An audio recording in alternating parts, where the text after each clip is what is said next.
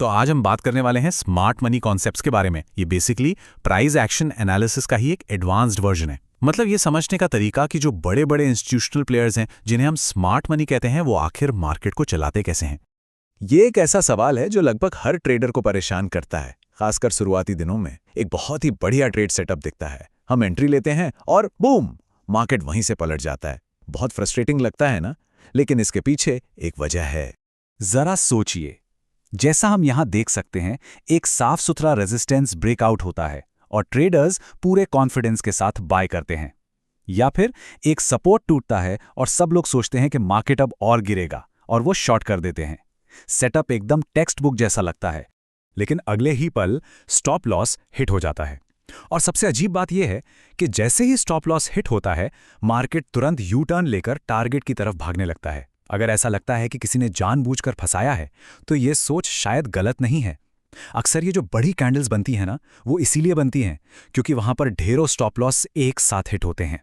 तो समझने वाली बात यह है कि ये जो मूवमेंट्स हैं, ये रैंडम नहीं होते। ये बड़े बड़े इंस्टीट्यूशंस, बैंक और फंड हाउसेस के छोड़े हुए फुटप्रिंट्स हैं, और इन्हीं को हम स्मार्ट मनी कहते हैं।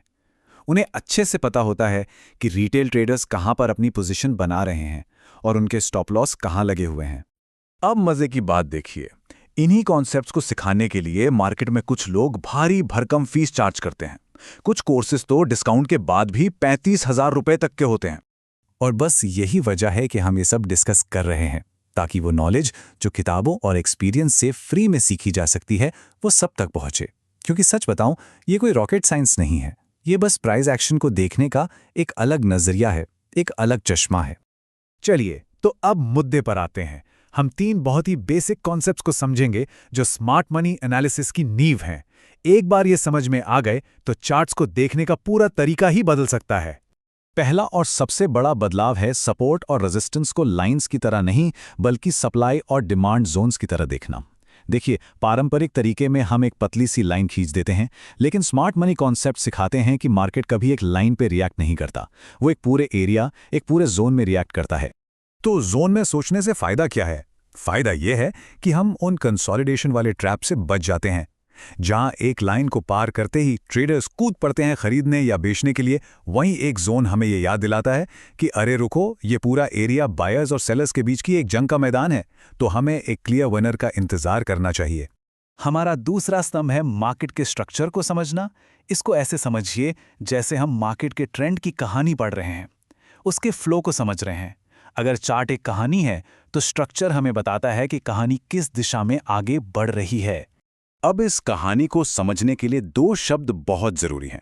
पहला है ब्रेक ऑफ स्ट्रक्चर, या शॉर्ट में कहें तो BOS। जब मार्केट एक अपट्रेंड में हो और वो अपने पिछले हाई को तोड़कर एक नया हाई बना दे, तो उसे BOS कहते हैं।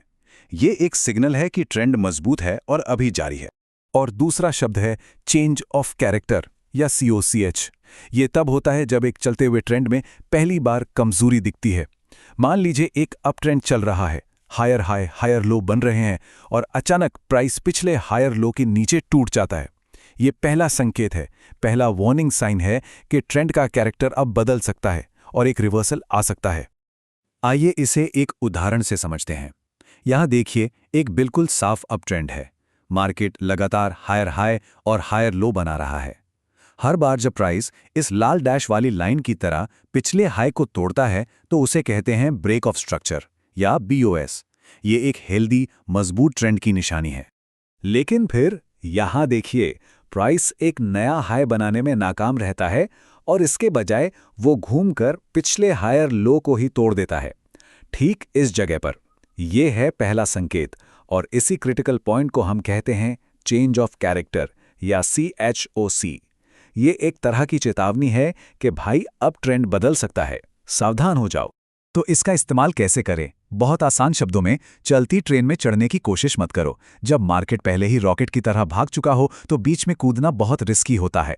मार्केट स्ट्रक्चर हमें सिखाता है कि एंट्री के लिए हमेशा एक पुल बैक का इंतजार करो। इससे रिस्क रिवॉर्ड हमारे फेवर में रहता है। और हमारा तीसरा और आखिरी स्तंभ है अपने चार्ट पर जरूरी लेवल्स को मार्क करना। इनको अपने चार्ट पर मैप के कोऑर्डिनेट्स की तरह समझिए। ये वो एरिया है जहां से मार्केट में बड़े रिएक्शन आने की संभावना सबसे ज्यादा होती है। तो कौन से लेवल्स सबसे जरूरी हैं? स्मार्ट मनी कॉन्सेप्ट के हिसाब से ये 4 लेवल्स ट्रेडिंग व्यू जैसे प्लेटफॉर्म पर हमारे चार्ट पर हमेशा मार्क्ड होने चाहिए। वीकली कैंडल का हाई और लो, डेली कैंडल का हाई और लो, मेजर स्विंग पॉइंट्स मतलब वो जगहें जहां से कोई बड़ा मूव शुरू हुआ, और किसी भी रेंज की बाउंड्रीज।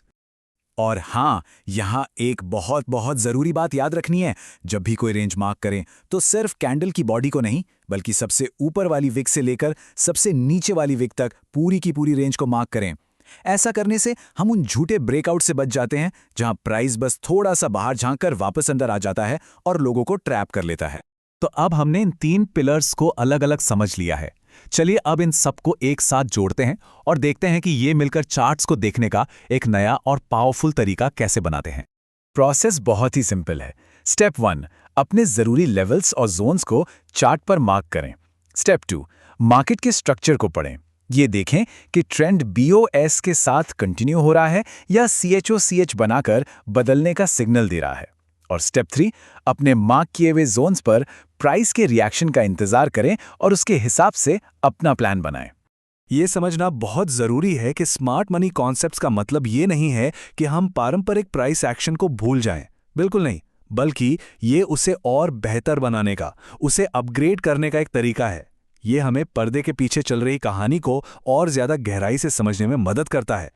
आज तो हमने सिर्फ नींव रखी है, लेकिन ज़रा सोचिए, अगर सिर्फ ये 3 बेसिक आइडियाज़ ही चार्ट को देखने का हमारा नज़रिया इतना बदल सकते हैं, तो लिक्विडिटी और ऑर्डर ब्लॉक्स जैसे एडवांस्ड कॉन्सेप्ट्स हमारे लिए क्या कुछ अनलॉक कर सकते हैं।